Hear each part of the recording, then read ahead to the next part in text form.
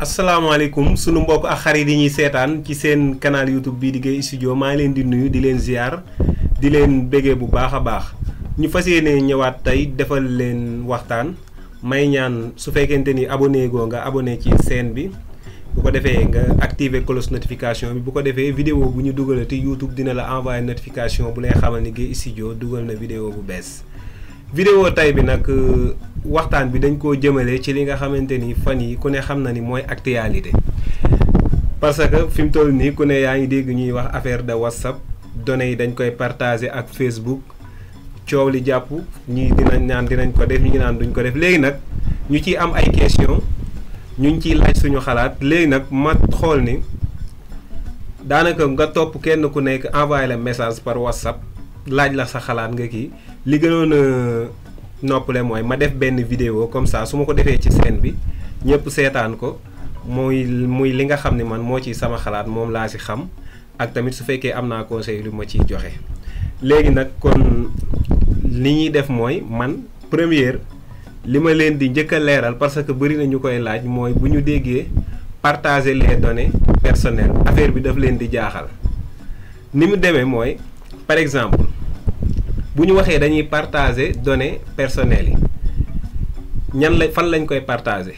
ñu bari dañoo jàpp ni dañuy jël say données personnelles comme sa vocal yi ngay vocal wala li ngay wax ak say contact WhatsApp da koy jël mu partager ko Facebook non non demeewul noonu mu partager ko Facebook d'accord mais comme niñ ko yaakaaree mu publier ko Facebook laa bëgg a wax demeewul noonu ni muy demee mooy sa données yi ñuy jël sa données personnelles yooyu. muy lu mel ni sa numéro bi nga def opérateur bi ngay connecté réseau bi maanaam ba ci sax say contact sa profil information yi nga fa def mais loolu bu ñu ko jëlee du caagee ni dañu koy yóbbu ñu partager ko ci sa Facebook non non mais bu ñu nee dañ koy partager ci Facebook mooy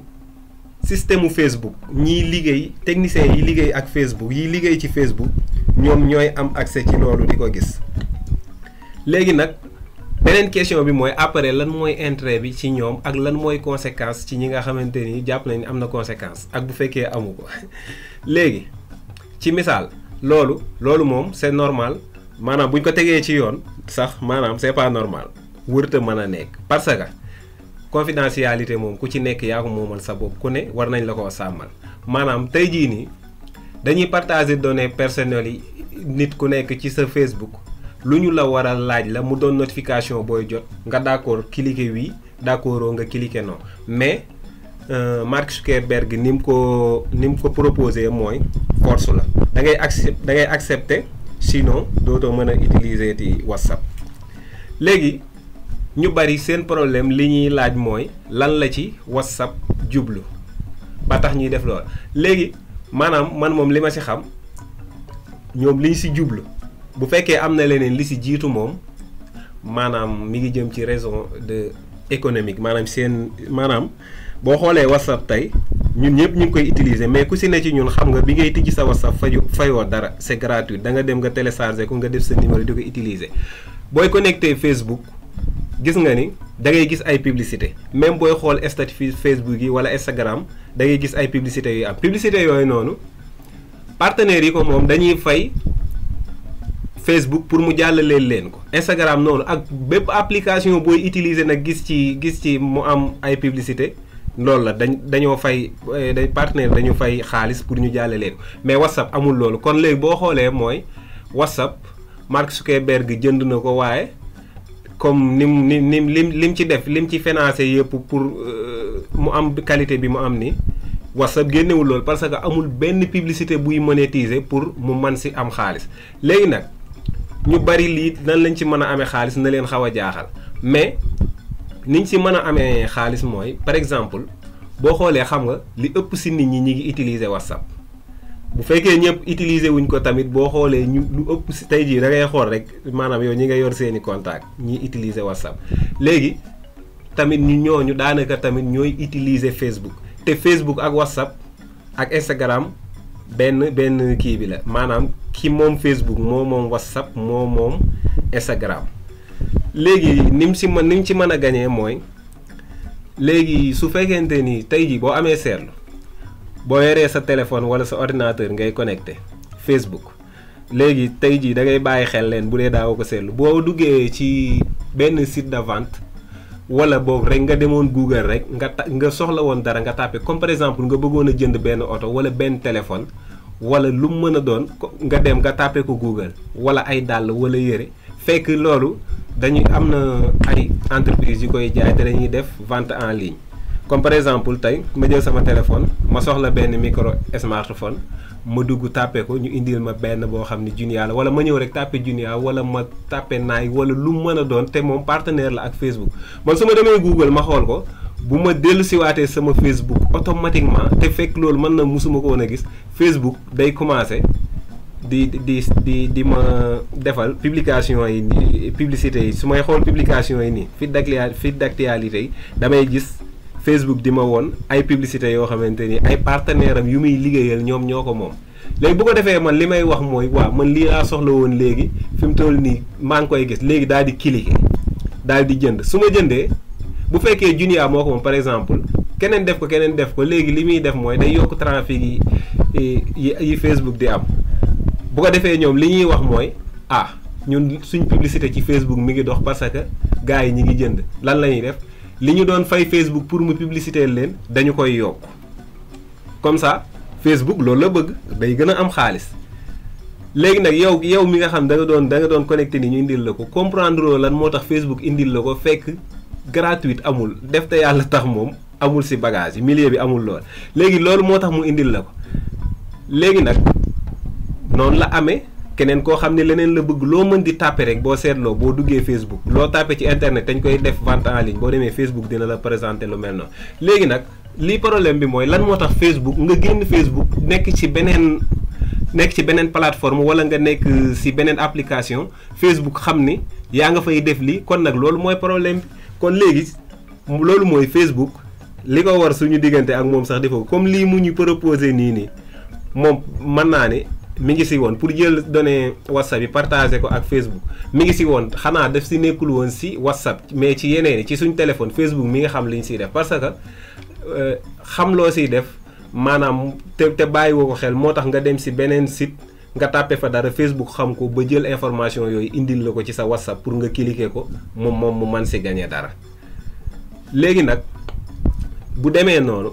ci WhatsApp léegi Facebook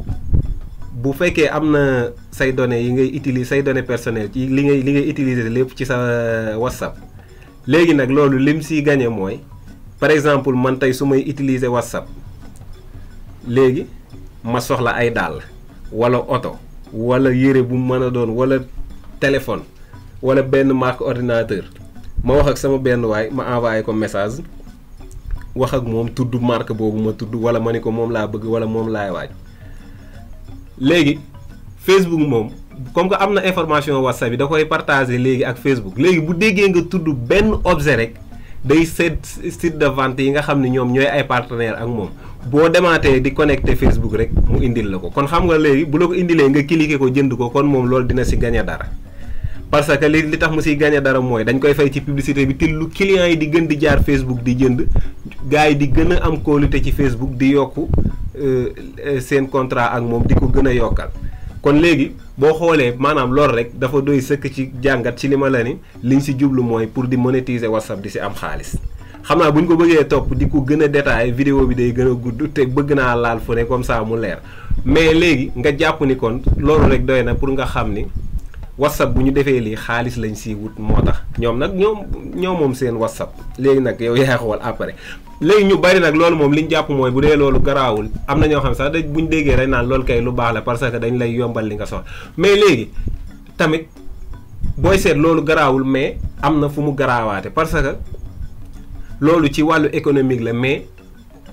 day am foo xam ne day xaw a laal politique ëllëg mën na laa kii comme par exemple tey yow yaa ngi connecté ci sa WhatsApp ak ci sa Facebook peut-être yow élève nga wala xale nga liggéeyagoo wala boog yaa ngi ci benn liggéey bu ndaw mais ëllëg kenn xamul lan ngay doon man nga nekk directeur de société man nga nekk président man nga nekk ministre wala lu mu mën a doon léegi nag bu boobaa te yow te li ngeen xamul tamit ñu bari xamuñu ko mooy instant bii nii dañu wax ni données personnelles yi dañu koy partager ak Facebook mais avant loolu données yi moom données ku ci nekk li ngay utiliser ci sa WhatsApp mi ngi koy sauvegarder ci seen base de données yi. léegi nag loolu noonu jamono mën naa ñëw ñu dem ba jëmmi jamono ñoom ñu génne ko utiliser ko ci kaw ñu xam yow yaay kan. léegi nag lii kon beneen conséquence bi ci nekk comme que ñoom pour loolu ñu mën koo utiliser waat ba mu yàqal la mooy ñu xam dëgg-dëgg ni kii yow la parce que ku ci nekk ci ñun yaa ngi utiliser WhatsApp a ngi xam li ngay def mais nag xamul yow la kan. ku ci nekk yaa ngi utiliser Facebook xam na li ngay def lépp mais nag xamul yow la kan lu dul da nga joxe sa information yépp mu leer nañ te bu boobaa sax ñoom loolu la ñuy jàppale mais preuve dëgg-dëgg comme lii bu ñu ko defee nag ci lañ koy amee. parce que tey man su ma tijjee sama benn compte Facebook ma bind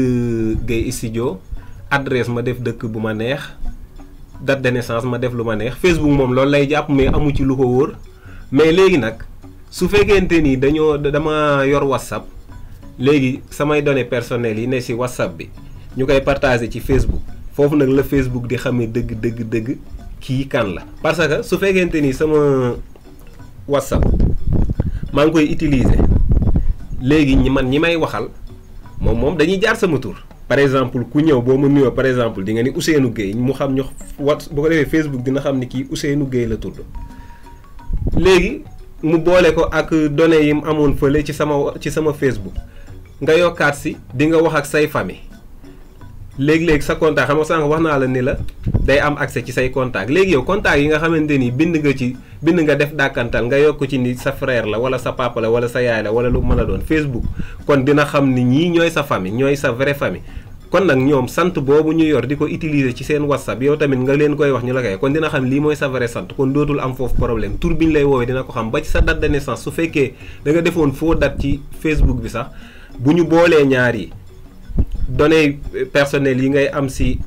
WhatsApp ñu koy yóbbu ci Facebook dina xam léegi yow sax kañ nga judd parce que même bu dee ci Facebook bi faux date nga fa def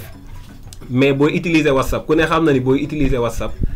sa date anniversaire bu ñëwee li ëpp ci sa contact gi dinañ la envoyer message ni la joyeux anniversaire kon moom dina xam yow kañ nga judd 1er janvier nga wala 2 mars nga wala 4 avril nga. léegi nag bu ko defee nga yokk si léeg-léeg nga wax ak kenn par exemple tey maanaam lu mën a nekk la ma wax ak nit am na lu ma lay yónnee dinaa la ko envoyer ci transfert d'argent sangam ban tur moo nekk sa carte d'identité ma wax ko léegi kay Facebook day daal di xam man maay kan. léegi nag loolu conséquence bi ci nekk mooy bu Facebook boolee information yëpp ba am ko ci yow ëllëg nga doon benn président wala ministre wala lu mën a doon nga am problème ak par exemple nga nekk président fii am problème ak gouvernement bu États-Unis léegi ñoom ñu bëgg laa daaneel xam nga léeg-léeg da ngay gis benn proposition jóge ca kaw ñu naan lu tax président nangu ko dañu ko noot mooy lii. fekk ñun xamuñu lan moo nekk ci biir misaal laay joxe rek nag léegi nag comme lii loolu lu mën a nekk la parce que Facebook ki ko moom américain la su gouvernement Amérique soxlaa données personnelles Ousseynou laaj ko mën na leen koo jox gratuitement mais sax mën na leen koo jaay moom am ci xaalis comme que xaalis lay wut. waaye léegi loolu noonu ñu xamal la loo xamante ni yow yaa ngi ko doon parce que wax naa la ko nee naa la ku ci nekk li ngay wax ci sa WhatsApp. ñi ngi ko sauvegarder ci seen base de données fii ba 20 ans 30 ans mën nañ koo génne buñ ci amee soxla léegi nag bu ñu xamee vrai ni kii mooy vrai Ousseynou moo ne fii ci WhatsApp bi moo ne fii ci Facebook bi kon loolu xam nga ñu def ko ñu am say données sa données yu valable am sa identité lu yomb lay doon. léegi nag kon loolu conséquence la ba ku sàmm loolu di sóoraale ëllëg xamoo lan ngay doon war nga mën a ni samay données personnelles du ma ko partager ci Facebook. léegi loolu soo ko bañee moom pour ñu ñëw ci solution bi moom ñaar laa gis ni moo am benn bi mooy da ngay bañ a utiliser même téléphone nga ciy utiliser WhatsApp di ci utiliser Facebook. parce que wax naa la ko sa données personnelles yi bu ñu ko jëlee WhatsApp du caageen dañ koy jël ñu partager ko Facebook nii feed d'actualité non yow ci sa information yi ci sa profil yow Facebook ci sa compte Facebook lañ koy partager comme ça techniciens yi liggéeyal Facebook ñu mën di am information vrai ci yow. léegi nag su fekkente ni am nga WhatsApp mais amoo Facebook kon ñoom bu ñu ko jëlee bu dee lor rek nga siy daw comme li ma mujjee wax buñ ko jëlee amuñu sa yeneen information ñu koy boolee su fekkente ni tamit yaa ngi utiliser Facebook ci benn appareil WhatsApp ci beneen appareil mënuñu ko boole rek ñu xam ni kii kenn ki la kon loolu benn solution la mais nag am na beneen solution boo xam ne tamit ñu bari moom lañ gis muy bàyyi leen ak seen WhatsApp léegi nag question bi gars yi di poser mooy bu ñu bàyyee WhatsApp fan lañ jëm fi ñu jëm nag moom affaire de choix la rek parce que Telegram moom mi ngi fi woon gars yi ñu ngi ko doon utiliser ñu bari xam nañ Telegram te tamit mënees na cee communiquer normal mais nag am na beneen boo xamante ni instant bii nii moom mooy bëgg a inverser tendance bi muy Signal moom instant bii nii ñu ci bari si lañ jëm Signal nag pour man sama xalaatu bopp pour man bu fekkente ni comme par exemple ñun ñi ngi Sénégal su fekkee sénégalais yu bari utiliser nañ ko wala boog ñu ëpp ci sa contact yi ñu ngi koy utiliser nga utiliser ko baax na parce que beneen application boo mën di utiliser tamit pour di si communiquer li ci am solo mooy li ëpp ci say contact di ko utiliser parce que su fekkente ni yow da nga ne Telegram laay utiliser te ñu ëpp ci say contact di utiliser Signal pour nga jokkoo ak ñoom problème lay doon mais Signal moom man jàpp naa ni bu baax la pour ñu war koo mën a utiliser te tamit su fekkente ni ñu ëpp samay abonné gis nañ ni Signal option bu baax la buñ ma ko waxee ci commentaire yi man dinaa commencer di ci def ay tutoriel comme ni ma ko doon defee ci WhatsApp bu ko defee ñu comprendre ko mën koo utiliser parce que soreewul ak WhatsApp sax daanaka ku doon utiliser WhatsApp pour nga utiliser ko jafewul parce que ñoom ñaar xaw nañoo niroo kon man bu fekkee solution moom jàpp naa ni Signal baax na parce que Signal maanaam option yi nekk fonctionnalité yi nekk ci WhatsApp yépp am na ci te moom bu fekkee wàllu wóor gëm naa ni sax mën naa am yaakaar ni moo gën a wóor WhatsApp. ci gàttal man li ma jàpp mooy Signal bu fekkente ni bëggatuñoo utiliser WhatsApp Signal mën naa régler problème mais comme neex tamit nga xool loolu lépp nga continuer ci WhatsApp parce que am na ñoo xam ne li ñu wax mooy comme WhatsApp su fekkee loolu la rek garaawul parce que instant bii ñoom li ñuy def ci seen WhatsApp nëbbuñu ko li ñuy def dara lu garaaw nekku ci kon amul problème loolu tamit affaire de choix la rek ku ko gisee noonu baax na mais daal ci gàttal loolu laa ni woon naa leen ko leeral maanaam ñu bari li gënoon a waral vidéo mooy ñu bari dañoo comprendre woon partager les données personnelles mooy lan am na ñoo xam sax dañ ma doon laaj naan ma ndax sa vocal yi ngay vocal moom la ñuy jël ñu publier ko ci Facebook non demeewul noonu comme ni ma la ko waxee la Facebook bu ko jëlee partager ko mooy dañu koy méngale ak sa information yi nekk ci sa Facebook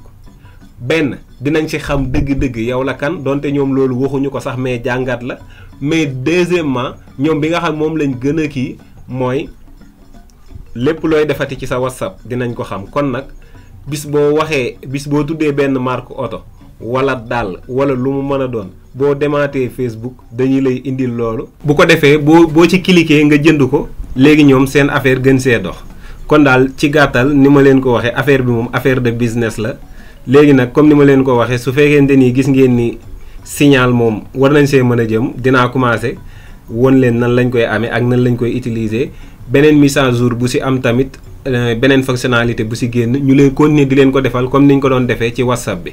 kon maa ngi leen di jox rendez-vous vidéo bii di ñëw xam naa vidéo bii di ñëw loolu lay doon dama leen di présenter Signal nan lañ koy amee ak nan lañ koy utiliser. kon maa ngi leen di jox rendez-vous balaa yàgg ci beneen vidéo ma lay ñaan su fekkente ni abonné go nga abonné ci chaîne bi activer cloche notification bi bu ko defee vidéo bu ñu dugalati YouTube dina la envoyer notification bu lay xamal ni Gueye Studio dugal na vidéo bees